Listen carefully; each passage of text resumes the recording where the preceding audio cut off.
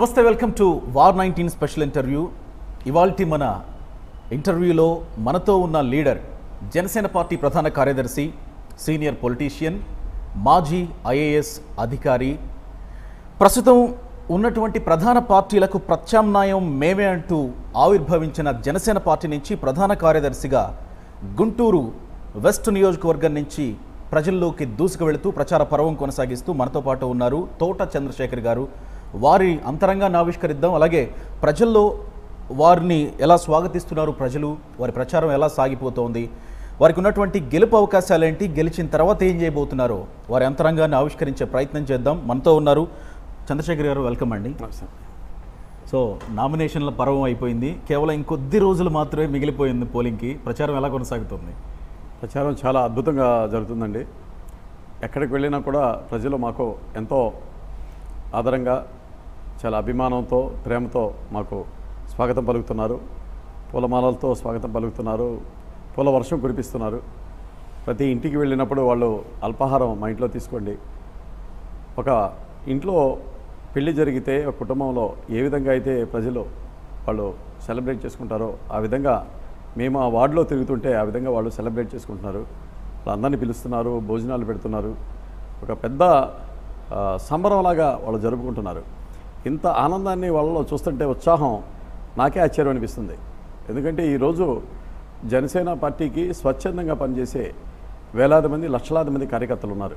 ఇప్పటిదాకా నివురు నిప్పులా ఉన్నటువంటి జనసేన పార్టీ ఇప్పుడు ఒక లావాల పెళ్ళికి వస్తుంది. జనసైనికులంతా ఇప్పుడు రోడ్డు మీదకి వస్తున్నారు. ఇప్పటిదాకా ఇండైరెక్ట్గా పనిచేసిన వాళ్ళు, అజ్ఞాతంగా పనిచేసినటువంటి ఎంతోమంది కార్యకర్తలు ప్రత్యక్షంగా వీధికి తిరుగుతూ వాళ్ళ జనసేన పార్టీ గురించి. సో మీరు గుంటూరు స్థానికుడిగా, గుంటూరులో నియోజకవర్గంలో తోట చంద్రశేఖర్ గారు అందరికీ తెలుసా అని అంటే మీ సమాధానం? తప్పకుండా తెలిసే ఉంటాను అనుకుంటాను. ఎందుకంటే నేను ఈ గుంటూరు ఈ పట్టణంలో పుట్టాను, ఇక్కడే జన్మించాను, ఇక్కడే పెరిగాను, ఇక్కడే చదువుకున్నాను నా గ్రాడ్యుయేషన్ వరకు. ఆ తర్వాత పోస్ట్ గ్రాడ్యుయేషన్ నేను వైజాగ్లో చేశాను. డాక్టరేట్ కూడా అక్కడ చేసి తర్వాత బాంబే యూనివర్సిటీలో డాక్టరేట్ చేయడం జరిగింది. కాబట్టి నేను గుంటూరు జిల్లాకి సుపరిచితుడిని. సో అందరికీ తెలుసు. అది కాక 2009లో కూడా నేను ఇక్కడి నుంచి పోటీ చేశాను ప్రజారాజ్యం పార్టీ నుంచి ఎంపీగా. సో అప్పటికు చాలామందికి నేను పరిచయం అయ్యాను. సో రాజకీయంగా కూడా నేను అన్ని పార్టీల వాళ్ళకి, అందరి రాజకీయ నేతలకి, అందరికీ. వాస్తవానికి కేవలం గుంటూరు ప్రజలకు మాత్రమే కాకుండా ఈరోజు మనం రాష్ట్ర ప్రజలకు కూడా తోట చంద్రశేఖర్ గారు ఆల్రెడీ తెలుసు. ఎప్పుడు పవన్ కళ్యాణ్ గారి పక్కనే ఉంటూ, అఫ్కోర్స్ మీరు వారికి సలహాలు ఇస్తారా, వారు మీకు సలహాలు ఇస్తారా తెలియని విషయం. కానీ ఈరోజు రాష్ట్ర వ్యాప్తంగా తోట చంద్రశేఖర్ గారి గురించి తెలిసే ప్రయత్నం ఒకటి చేద్దాం. తోట చంద్రశేఖర్ గారి నేపథ్యం ఏంటి, ఫ్యామిలీ బ్యాక్గ్రౌండ్ ఏంటి? అఫ్కోర్స్ ఒక ఐఏఎస్ అధికారిగా ఆయన మహారాష్ట్ర క్యాడర్లో చేశారు, అత్యద్భుతంగా పరిపాలించారని మాత్రం తెలుసు. కానీ ఫ్యామిలీ బ్యాక్గ్రౌండ్ విషయానికి వస్తే ఏం చెప్తారు? మా ఫ్యామిలీ కూడా, మా తాతగారి దగ్గర నుంచి మా ఫాదర్ కూడా ఇక్కడే పుట్టారు, ఇక్కడే పెరిగారు. వారు వ్యాపారంలో ఇక్కడ ఉన్నారు. మా తాతగారు కూడా వ్యాపారస్తులు, అలానే మా ఫాదర్ కూడా ఇక్కడ వ్యాపారం చేస్తుండేవాళ్ళు. కోర్సు మా ఫాదర్ లేరు ఇప్పుడు, మా తాతగారు లేరు. కానీ నేను ఉద్యోగరీత్యా ఆ తర్వాత ఇక్కడి నుంచి మహారాష్ట్రకి వెళ్ళడం జరిగింది. 22 సంవత్సరాలు మహారాష్ట్రలో పనిచేశాను. వివిధ కీలకమైన పదవుల్లో పనిచేశాను. కలెక్టర్గా పనిచేశాను, మున్సిపల్ కమిషనర్గా పనిచేశాను. బాంబే లాంటి పెద్ద సిటీస్కి, అలానే మెట్రోపాలిటన్ కమిషనర్గా పనిచేసే అవకాశం నాకు లభించింది. మహారాష్ట్రలో చాలా పెద్ద సిటీలు అయినటువంటి నాగ్పూర్ సిటీ, అలానే థానే, పెద్ద పెద్ద సిటీలో మా బాంబే ఈ సిటీలో పనిచేయడం జరిగింది. అక్కడ పనిచేసినప్పుడు నాకు ప్రజలంతా ఎంతో అండగా నిలిచారు. వారి సహకారంతో నేను ఎన్నో సిటీస్ని ట్రాన్స్ఫార్మ్ చేశాను. అక్కడ మౌలిక వసతులు కల్పించి పనిచేయటం వల్ల మంచి పేరు కూడా తెచ్చుకోగలిగాను. ఎస్ వెళ్దాం. ఇంకా ఆ డీటెయిల్స్లోకి వెళ్ళబోయే ముందు మీరు ఒక రీసెర్చ్ స్కాలర్, రీసెర్చ్ చేశారు. ఆ తర్వాత ఇటు సివిల్ సర్వీసెస్ వైపు ఎలా వెళ్ళారు? నా ధ్యేయం చిన్నప్పటి నుంచి, అంటే నేను గ్రాడ్యుయేషన్ చేస్తున్నప్పటి నుంచి ఒకటే టార్గెట్గా పెట్టుకున్నాను. ఎందుకంటే సర్వీస్లో అన్నిటికన్నా అత్యున్నతమైన పదవి ఏదైనా ఉందనుకుంటే అది ఐఏఎస్ అని భావిస్తూ ఉండేవాడిని. అప్పట్లో కొడితే దాన్నే కొట్టాలి. చిన్న చిన్న సర్వీసెస్ కాదు, నాకు ఎందుకంటే అంతకుముందు ఐఆర్ఎస్ కూడా వచ్చిందండి, ఇన్కమ్ ట్యాక్స్ సర్వీస్ వచ్చింది. Okay. నేను 2 సార్లు సివిల్ సర్వీస్ రాసినప్పుడు మొదటిసారి నేను ఇన్కమ్ ట్యాక్స్కి సెలెక్ట్ అవ్వడం జరిగింది. కానీ ఇన్కమ్ ట్యాక్స్ అన్నది నా ప్యాషనేట్ కాదు, నా హృదయానికి దగ్గర ఉన్నటువంటి సర్వీస్ కాదు. అందుకే మళ్ళీ రెండోసారి మళ్ళీ సివిల్ సర్వీస్ రాసి నేను ఐఏఎస్కి ఎంపిక కావడం జరిగింది 87లో. ఐఏఎస్ఏ ధ్యేయంగా పెట్టుకున్నాను. ఎంఎస్ చేసినప్పుడు కానీ, ఆ తర్వాత రీసెర్చ్ చేస్తున్నప్పుడు కానీ ఐఏఎస్ ప్రిపేర్ అవుతూ ఉండేవాడిని. రీసెర్చ్ చేస్తున్నప్పుడు నేను ఐఏఎస్కి ఎంపిక కావడం జరిగింది. వెంటనే నేను సర్వీస్లో జాయిన్ అయ్యాను. కానీ రీసెర్చ్ అనేది ఇక్కడ మళ్ళీ బాంబేలో అక్కడ రిజిస్ట్రేషన్ చేసుకొని బాంబే యూనివర్సిటీలో అక్కడ కంటిన్యూ చేసి అక్కడ పిహెచ్డి తీసుకున్నాను. సో మీ మొత్తం ఏమంటారు, ఐ మీన్ మీ ఆశలు మీ లేకపోతే మీ అభిలాష అంతా సివిల్ సర్వీసెస్ వైపు ఉన్నప్పుడు, సివిల్ సర్వీసెస్లో అత్యద్భుతంగా 22 ఏళ్ల పాటు బీభత్సమైన సేవలు అందించారు. మహారాష్ట్ర మొత్తం ఒకానొక దశలో మీరు ఐ మీన్ బదిలీ అవుతుంటేనో లేకపోతే మీరు రిజైన్ చేసి వస్తుంటేనో ప్రజలంతా వద్దు అని మిమ్మల్ని ఆపే ప్రయత్నాలు కూడా చేశారు, బంధులు అవి చేశారు. సో మీరు ఎందుకు మరి అటువైపు నుంచి ఈ రాజకీయంలోకి ఎందుకు వచ్చారు? అది చాలా ఇంట్రెస్టింగ్ సబ్జెక్టు, టాపిక్. 2009లో చిరంజీవి గారు ప్రజారాజ్యం పెట్టిన తర్వాత ఆయన నన్ను ప్రజారాజ్యం పార్టీలోకి ఆహ్వానించారు. ఇలాంటి అనుభవజ్ఞులు, బాగా విజ్ఞానవంతులు, ఐఏఎస్లో మీరు బాగా పనిచేశారు, మీరు ఎన్నో సిటీస్ని డెవలప్ చేశారు, మీలాంటి వాళ్ళు మన ప్రభుత్వంలో ఉంటే మనం మంచి పాలసీస్ని ఫ్రేమ్ చేయొచ్చు, పాలసీస్ని ఇంప్లిమెంట్ చేయొచ్చు. అంటే డైరెక్ట్గా చిరంజీవి గారు మిమ్మల్ని సంప్రదించారా? చిరంజీవి గారు నన్ను ఆహ్వానించారు ఓకే పార్టీలోకి రమ్మని.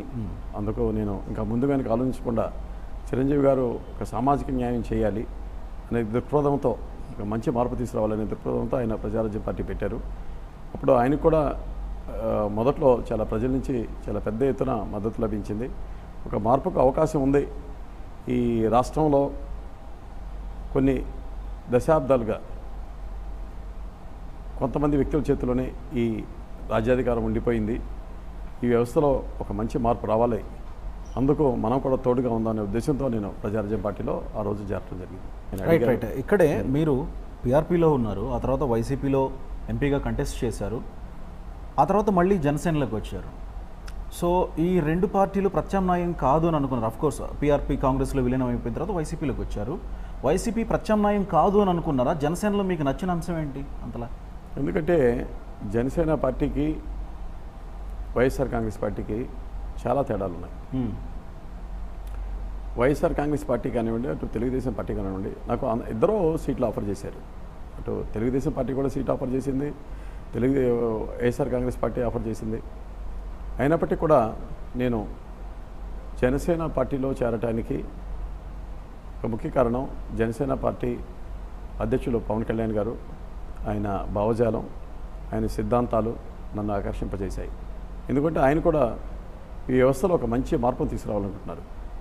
ఒక మార్పు అందరినీ, అన్ని కులాలని, అన్ని మతాలని సమానంగా చూసే ఒక వ్యవస్థని క్రియేట్ చేయాలనుకుంటున్నారు. ఒక నిజాయితీగా, నిబద్ధతతో ఆయన పనిచేస్తున్నారు.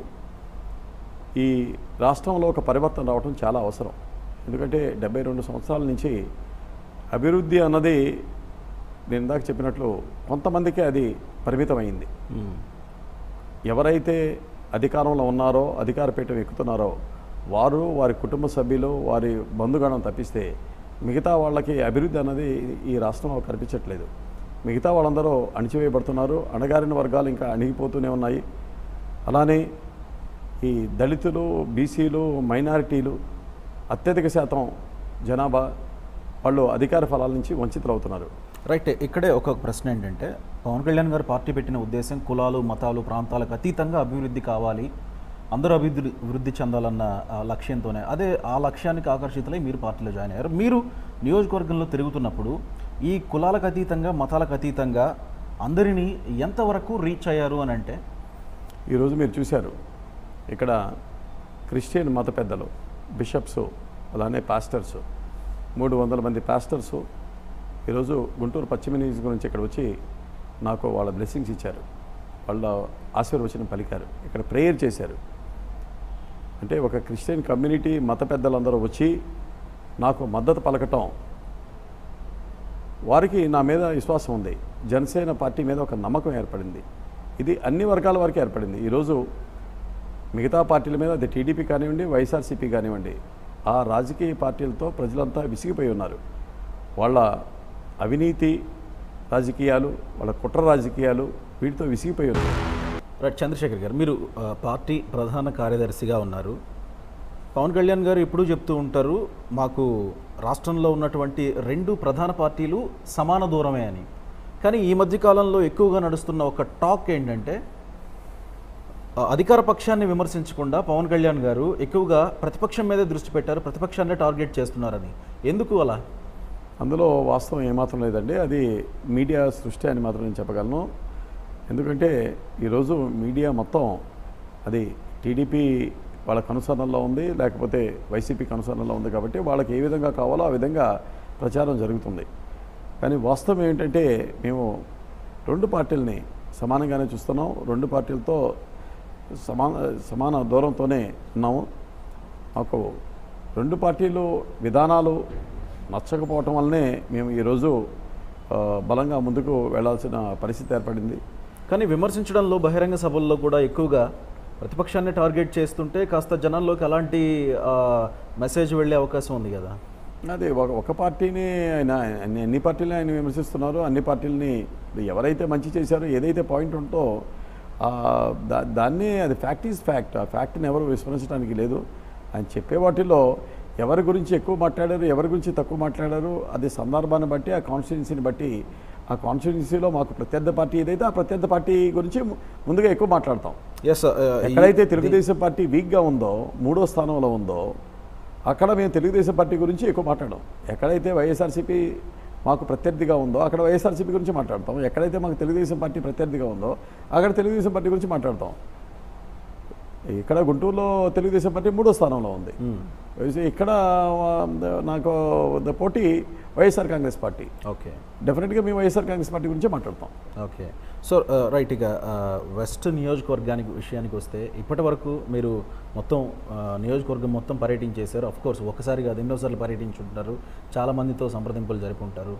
ఇంకా ఎలాంటి సమస్యలు, ఇక్కడ పేరుకుపోయిన సమస్యలు మీరు గుర్తించారు? ఇక్కడ ముఖ్యంగా మౌలిక వసతులు లోపించడం వల్ల ప్రజలంతా కష్టాలు పడుతున్నారు. సరైన రోడ్లు లేకపోవటం, అంతా ఇది గుంటలూరా అన్న పరిస్థితి ఇక్కడ ఏర్పడింది. గుంటలు లేకుండా ఒక్క స్ట్రీట్ అంటే, ఒక్క రోడ్ అంటే ఒక్క రోడ్డు లేదు. డ్రైనేజ్ లైన్స్ వేస్తామని రోడ్లన్నీ తవ్వేసి వాటిని మళ్ళీ రీఇన్స్టేట్ చేయలేదు, రీకార్పెటింగ్ చేయలేదు. దానివల్ల ట్రాఫిక్ రద్దీ చాలా బాగా పెరిగిపోయింది. రోడ్లు సరిగా లేకపోవటం వల్ల ట్రాఫిక్ రద్దీ పెరిగిపోయింది. అలానే కాలుష్యం కూడా, వాయు కాలుష్యం బాగా పెరిగిపోయింది. ఎందుకంటే దుమ్ము ధూళి బాగా ఎక్కువ పెరగటం వల్ల ఊపిరితిత్తుల సమస్యలు, అనేక ఆరోగ్య సమస్యలు ప్రజలు తలెత్తున్నాయి. మంచినీళ్ళు తీసుకెళ్లే పైప్ లైన్లన్నీ లీకేజ్ అయ్యి డ్రైన్స్లో కలిసిపోవటం, డ్రైనేజ్ ప్రాపర్గా డెవలప్ చేయటం వల్ల అనేక జబ్బులు వస్తున్నాయి. పోయిన సంవత్సరం ఇక్కడ డయేరియాతో 18 మంది వ్యక్తులు చనిపోవడం జరిగింది. దాన్ని పట్టించుకునే నాదులు లేడు. స్ట్రీట్ లైట్స్ లేవు. ట్రాఫిక్ సమస్యలు చాలా ఎక్కువగా ఉన్నాయి. ఇక్కడ పబ్లిక్ ట్రాన్స్పోర్టేషన్ సిస్టమ్ అన్నది ఇక్కడ డెవలప్ కాలేదు. అందరూ ప్రైవేట్ ట్రాన్స్పోర్ట్ మీద డిపెండ్ అవుతున్నారు. ఇవన్నీ అనేక సమస్యలు ఉన్నాయి. ప్రజలకి నడవటానికి సరైన వాకింగ్ ట్రాక్స్ లేవు, అలానే పార్క్స్ లేవు, ప్లే గ్రౌండ్స్ లేవు. ఇవి పట్టించుకోవడానికి ఎవరికి సమయం లేదు. ఈ ప్రభుత్వం, తెలుగుదేశం ప్రభుత్వం, ఈ రాజధానిని మేము సింగపూర్ తరహాలో డెవలప్ చేస్తామని చెప్తున్నారు. గుంటూరు పట్టణం రాజధానికి కూతవేటి దూరంలో ఉంది. కూతవేటి దూరంలో ఉండి కూడా ఈ విధమైన మౌలిక వసతులు కూడా ఇక్కడ డెవలప్ కాలేదంటే, ఇక రాష్ట్రంలో మిగతా ప్రదేశాల్లో ఏ విధంగా వసతులు ఉన్నాయో మనం పెద్దగా ఆలోచించాల్సిన అవసరం లేదు. దీన్ని మాత్రం ఈ గుంటూరు నగరాన్ని ఈ రాష్ట్ర ప్రభుత్వం పూర్తిగా నిర్లక్ష్యం చేసింది. అందువల్లే ప్రజలు చాలా సమస్యలతో బాధపడుతున్నారు. సో ఆ సమస్యల మీద దృష్టికి తీసుకొస్తున్నారు. నా సమస్యల దృష్టికి తీసుకొస్తున్నారు.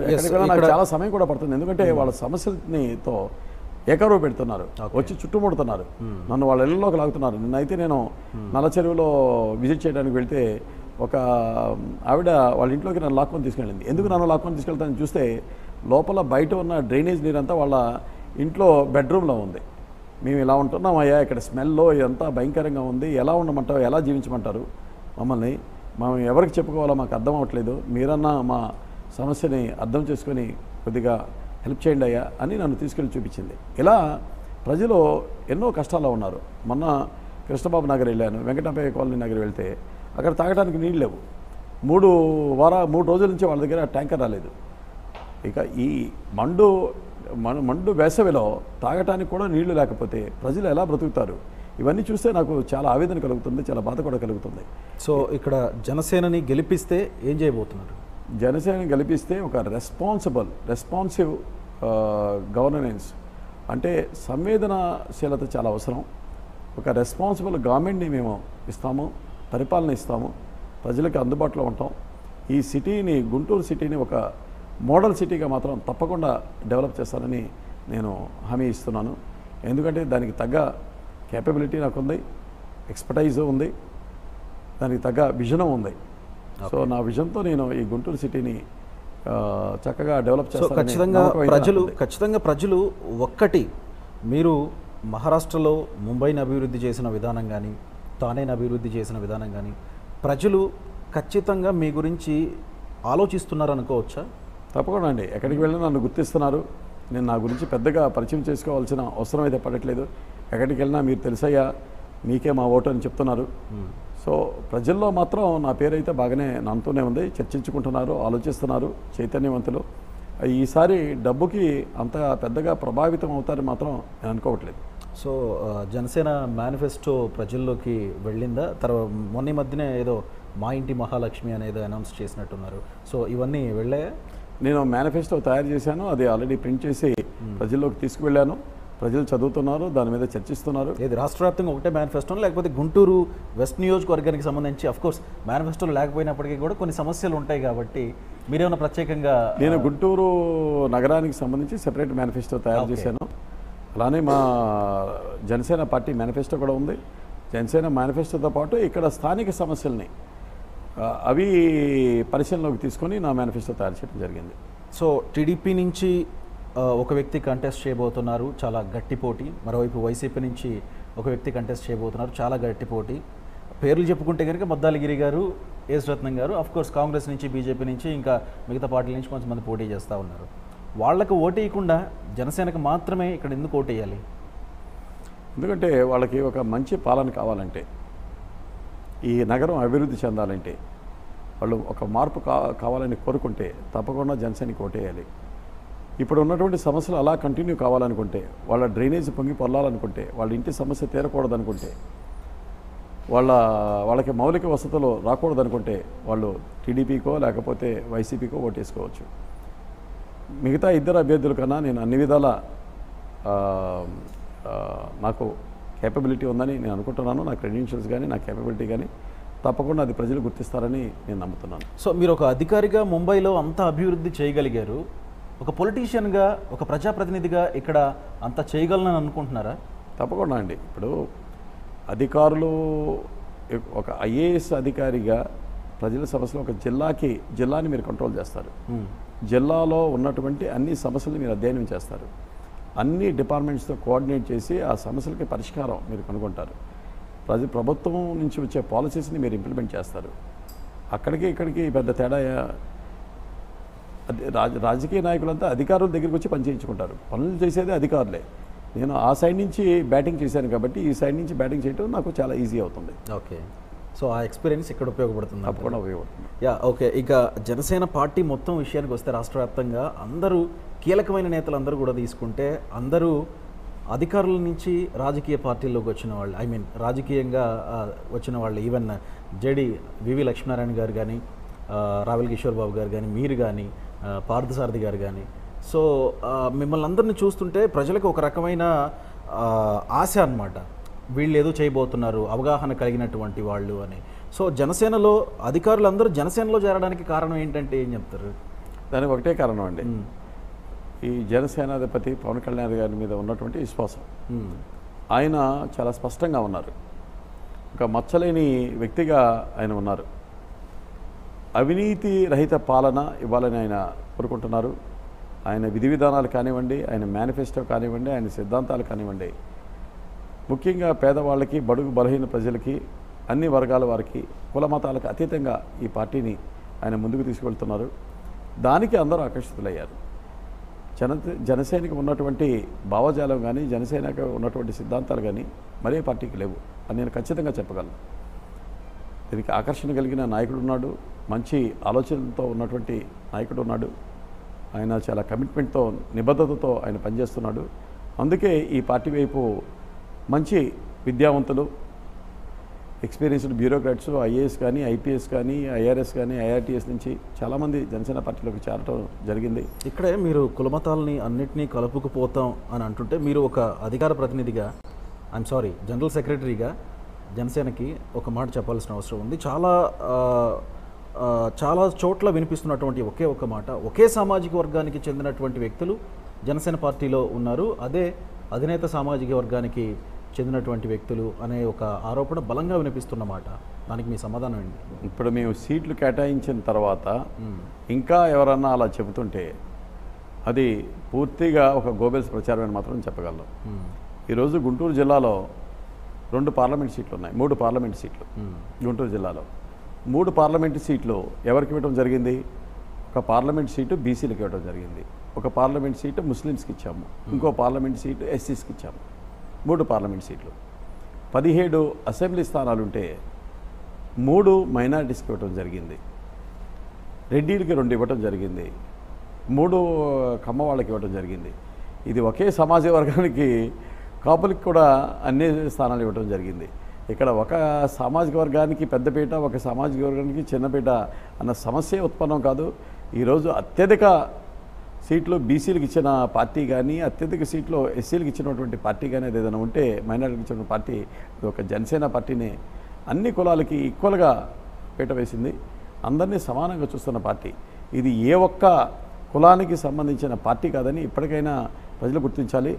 టీడీపీని చూసుకోండి, ఈరోజు గుంటూరు జిల్లాలో 20 సీట్లు ఉన్నాయి, 3 ఎంపీ సీట్లు, 17 ఎమ్మెల్యే సీట్లు. ఏ సమాజ వర్గానికి ఎన్ని సీట్లు ఇచ్చారో మీరు అడగండి. ఓకే, ఒక సమాజ వర్గానికి వాళ్ళు ఎన్ని సీట్లు ఇచ్చారో చూసుకోండి. 50% సీట్లు ఒక సమాజ వర్గానికి. మాది కులతత్వ పార్టీ అంటారా? తెలుగుదేశం పార్టీని కులతత్వ పార్టీ అనాలా? మీరు ఏ సామాజిక వర్గాన్ని మీరు చూసినా మాకు అభ్యంతరం లేదు. కానీ జనసేన మీద ఈ కులముద్ర వేసే ఇక్కడైనా ఆపండి. మీరు ప్రజల చూస్తున్నా కానీ మీరు మాట్లాడే విధానం ఇవన్నీ చూస్తున్నా కానీ చాలా నిబ్బరంగా, చాలా ధీమాగా ఉన్నారు గెలుపు మీద. సో జనసేన నాదొక ఏమంటారు డౌట్ అనాలా లేకపోతే క్వశ్చన్ అనాలా ఏమనాలో, రాబోయే ఈ 10 రోజుల్లో లేకపోతే ఒక 1 వీక్లో జరగబోయే ఎన్నికల్లో రిజల్ట్స్ మే 23న వచ్చిన తర్వాత జనసేన కింగ్ మేకర్ అవబోతుందా, కింగ్ అవబోతుందా? ఈరోజు ఉన్న వాస్తవ పరిస్థితులు కనుక చూస్తే ముఖ్యంగా యువతరం జనసేన పార్టీని చాలా బలంగా కోరుకుంటుంది. నేను ఏ 10 మంది యువతని కలిసినా 70 నుంచి 80% మంది యువత జనసేనని కోరుకుంటుంది. ఏ ఇంటికి వెళ్ళినా వాళ్ళ ఇంట్లో చెప్తున్నారు, అయ్యా మా పిల్లలు జనసేన, మా మీద వాళ్ళు ఒత్తిడి తీసుకొస్తున్నారు, మేము ఇంకా జనసేనకే వేస్తామయ్యా అంటే వాళ్ళకి తెలియదు జనసేన గురించి, కానీ వాళ్ళ పిల్లలకి తెలియటం వల్ల ఇంతకుముందు అంటూ ఉండేవాళ్ళు వీళ్ళంతా వీళ్ళకి ఓటు ఉందా, జనసేన పవన్ కళ్యాణ్ గారి మీటింగ్కి వచ్చే వాళ్ళంతా వీళ్ళకి ఓట్లు లేని వాళ్ళు, వీళ్ళంతా ఏమీ చేస్తారు అని. కానీ వాళ్ళే ఇప్పుడు వాళ్ళకి ఓటు లేకపోయినా వాళ్ళ ఇంట్లో ఉండే వాళ్ళ పేరెంట్స్ నుంచి వాళ్ళు ఓటు వేయిస్తున్నారు. వాళ్ళ అమ్మమ్మ నుంచి తాతల దగ్గర నుంచి వాళ్ళ మీద ప్రెషర్ తీసుకొచ్చేసి వాళ్ళు ఓటు వేయిస్తున్నారు. మనం ఒక ప్రపంచాన్ని చూడబోతున్నాం. ఒక పెను మార్పుని తప్పకుండా మనం చూస్తాం. రాబోయే కాలంలో ఒక సునామీ జనసేన సృష్టించబోతుంది. తప్పకుండా అధికార పీఠం మేమే కైవసం చేసుకుంటామన్న ఆత్మవిశ్వాసం అయితే నాకుంది. సో గుంటూరు వెస్ట్ నియోజకవర్గంలో ఇంకా మీరు అన్ని సమస్యల మీద అధ్యయనం చేశారు. ప్రతిపక్ష పార్టీలు మీకు ప్రత్యర్థి పార్టీల మీద ఉన్నటువంటి వాళ్ళ లోపాలని ఎత్తి చూపారు. సో తోట చంద్రశేఖర్ గారు వెస్ట్ ఎమ్మెల్యేగా ఎంత మెజారిటీతో గెలవబోతున్నారు అని అంటే ఏమైనా ఎక్స్పెక్ట్ చేస్తున్నారా? నాకు గెలుస్తాననే ధీమా అయితే ఖచ్చితంగా ఉంది. గెలవడమే కాదు, మంచి మెజారిటీతోనే గెలుస్తానని. ఆ మెజారిటీ ఎంత వస్తున్నది హైపోథెటికల్, అది ప్రజలే నిర్ణయిస్తారు. ఓకే, మీ ఎంపీ క్యాండిడేట్ విషయానికి వస్తే గుంటూరు విషయానికి సంబంధించి ఒకవైపు మోదుగుల వేణుగోపాల్ రెడ్డి గారు, మరోవైపు గల్లా జయదేవ్ గారు ఆల్రెడీ సిట్టింగ్ ఎంపీ గారు. సో ఆయన పరిస్థితి ఎలా ఉంది నియోజకవర్గంలో? ఇప్పుడు జనసేన పార్టీ మొట్టమొదటిసారిగా గుంటూరు పార్లమెంటు స్థానాన్ని ఒక యాదవ్ సామాజిక వర్గానికి చెందినటువంటి బోనబోయిన శ్రీనివాస్ యాదవ్ గారికి ఇవ్వడం జరిగింది. ఆయన మిగతా ఇద్దరు అభ్యర్థుల కన్నా చాలా బలమైన నాయకుడు. ఎందుకంటే ఆయన ఇక్కడ స్థానికుడు, ఇక్కడే ఉంటాడు, ప్రజలతో ఉంటాడు. బీసీ సెల్కి ఇంతకుముందు టీడీపీ బీసీ రాష్ట్ర సెల్కి అధ్యక్షుడిగా పనిచేశాడు. ఆయన టీడీపీని వీడి మా పార్టీలోకి రావడం జరిగింది. ఆయనకి బీసీ వర్గాలతో మంచి కాంటాక్ట్స్ ఉన్నాయి. ఆయన ద్వారా మేము తెలియజేయాల్సిన మెసేజ్ ఏంటంటే, చెప్పదలుచుకున్న మెసేజ్, బీసీలకి మేము అగ్గరపేట వేశాం. బీసీలు ఎప్పటికైనా మీరు తెలుగుదేశం పార్టీ పల్లకి మోయటం కాదు, ఇక్కడ మీరు పల్లకీలో కూర్చోండి. లేకపోతే మీరు ఎప్పుడూ ఆ పల్లకల్ని మోస్తూనే ఉంటారు, మీకు ఎప్పుడూ అధికారం రాదు. మీకు అధికారం ఇచ్చే విధంగా మేము ఒక వేదిక ప్రొవైడ్ చేసాం, దాన్ని ఉపయోగించుకోండి. సో రైతుల కోసం ప్రధానంగా జనసేన పార్టీ ఏం చేయబోతుంది, మేనిఫెస్టోలో ఏం ప్రకటించింది అని అంటే, మొత్తం మనం ఆంధ్రదేశం మొత్తం ఎక్కువగా వ్యవసాయ ఆధారిత ప్రాంతం. సో రైతుల కోసం ప్రధానంగా ఏం చేయబోతుంది అని అంటే, ఇప్పుడు రైతులకి మేము ఎన్నో మంచి పథకాలు ప్రవేశపెట్టడం జరిగింది. ఇప్పుడు ప్రతి రైతుకి 8,000 రూపాయల ఇన్పుట్ సబ్సిడీని మేము అనౌన్స్ చేసాము ప్రతి ఎకరానికి సంవత్సరానికి. అలానే ముఖ్యమైన పథకం ఏంటంటే 60 సంవత్సరాల పైబడ్డ ప్రతి రైతు కుటుంబానికి 5,000 రూపాయల పెన్షన్ ఇస్తామని మా మేనిఫెస్టోలో పెట్టడం జరిగింది. అది రైతులకు ఎంతోగానో మేలు చేస్తుంది. 60 సంవత్సరాల తర్వాత వాళ్ళలో శక్తి ఉండదో, ఫిజికల్గా అవయవాలు సహకరించవు, అందుకే వాళ్ళు కష్టపడలేరు. అటువంటి కుటుంబాలకి మేలు చేయాలనే తలంపుతో రైతులకి 5,000 రూపాయల పెన్షన్ స్కీమ్ కూడా పెట్టడం జరిగింది. అలానే కోల్డ్ స్టోరేజెస్ కానీ, సపోర్ట్ ప్రైసెస్ కానీ, పండించే పంటకి గిట్టుబాటు ధర, వీటన్నిటి మీద అధ్యయనం చేసి వాటికి తగిన పథకాలు పెట్టడం జరిగింది. Right, all the very best Chandrashekar గారు. థ్యాంక్స్. రైట్, ఇది ఇవాల్టి war 19 special interview with leader. చూస్తూనే ఉండండి AP 24/7.